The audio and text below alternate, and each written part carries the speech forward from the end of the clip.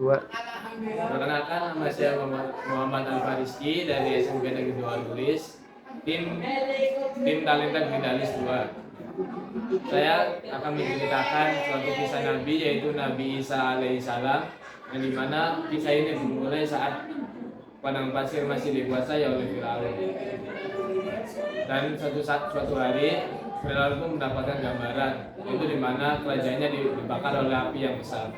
Namun Firaun pun tidak mengerti akan gambaran tersebut. Dia pun mengumpulkan seluruh juru mereka untuk mengartikan mimpi tersebut. Namun para nuju mereka pun berkata bahwa maksud mimpi itu adalah akan datangnya suatu bagi laki-laki yang akan menembuskan kekuasaannya dalam suatu kehancuran. Dan Firaun pun menyuruh seluruh pasukannya untuk membunuh semua laki-laki yang ada di Mesir.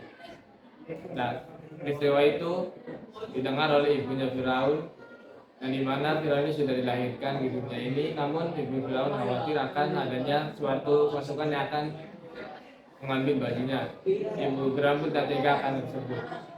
Lalu Allah Subhanahu wa Ta'ala pun mengirimkan ilhamnya untuk mengalirkannya untuk mengajukan Musa di sungai.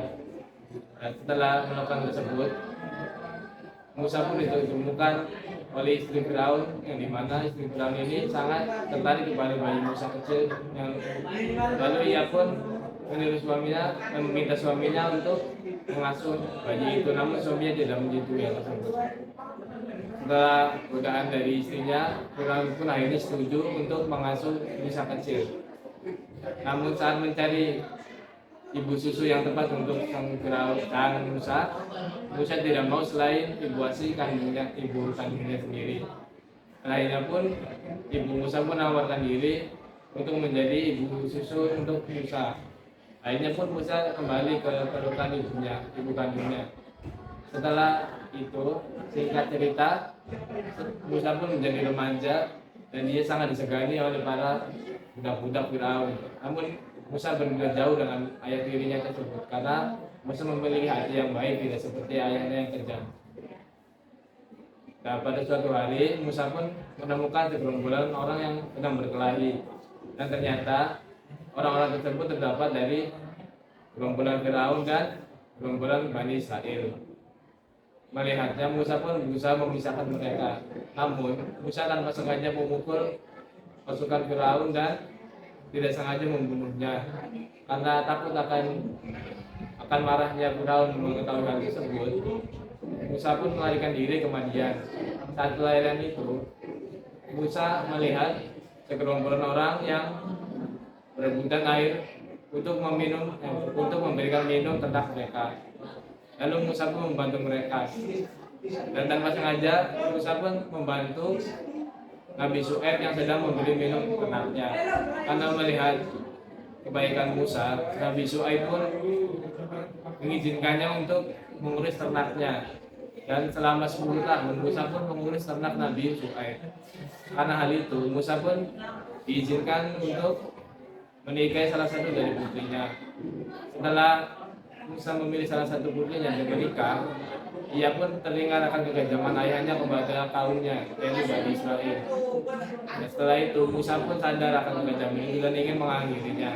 Musa pun meminta izin kepada Nabi Syuaib untuk kembali ke Mesir untuk menyelamatkan kaumnya, dan Nabi Syuaib pun mengizinkannya. Setelah mendapatkan izin tersebut, Musa pun langsung berangkat ke Mesir bersama istrinya. Saat di perjalanan ke Mesir, ia pun mendapatkan wahyu pertamanya, yaitu perintah untuk memerintah Allah dan menjalankan sholat, dan tiada lebih berkuasa daripada Allah. Dan ia pun menyuruh, Allah pun wahyu tersebut,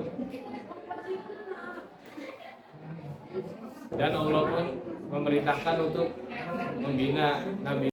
Dan dalam wahyu pertama tersebut, Allah pun memerintahkan Musa untuk membimbing Nabi baru, yaitu Nabi Harun, saat perjalanannya ke Mesir. Dan setelah di Mesir, Nabi Musa pun bertemu Nabi Harun dan berdakwah kepada Bani Israel bahwa tiada Tuhan selain Allah dan mengajarkan ajaran Islam. Namun mendengar itu Firaun pun tidak setuju akan hal itu. Namun saat itu Firaun pun menyangkal akan adanya Allah dan ajaran-ajaran Islam yang disampaikan oleh Musa dan Harun. Lalu Musa pun menunjukkan mukjizatnya.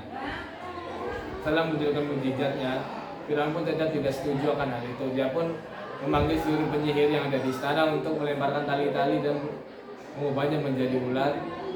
Lalu Musa pun menunjukkan mukjizatnya lagi bahwa tongkat yang dibawanya itu dilempar dan menjadi ular raksasa yang sangat besar yang ingin melahap Firaun. Namun Nabi Musa pun menghentikannya dan menjadi tongkat seperti biasa lagi. Ya, dan setelah itu Firaun pun tidak setuju, tetapi menyangka bahwa Allah itu tidak ada dan tidak ada Tuhan yang lebih tinggi darinya. Setelah itu, setelah beberapa lama, Musa pun berhasil menyelamatkan Bani Israel dari kekejaman Firaun. Namun Firaun pun tidak tinggal diam, dia pun mencari keberadaan Nabi Musa dan kaumnya dan membunuhnya. Saat Nabi Musa terpojok, dia pun terpojok di sebelah lautan, tidak ada jalan keluar lagi baginya. Dan sedangkan Firaun sedang mencarinya dan akan menangkapnya dan membunuh seluruh kaum Bani Israel. Dan Musa pun mendapatkan wahyu lagi dari Allah Subhanahu wa taala, yaitu agar mengangkat tongkatnya dan menghadap ke lautan. Namun secara ajaibnya lautan itu membelah menjadi dua. Dan kaum Nabi Musa pun melewati laut tersebut.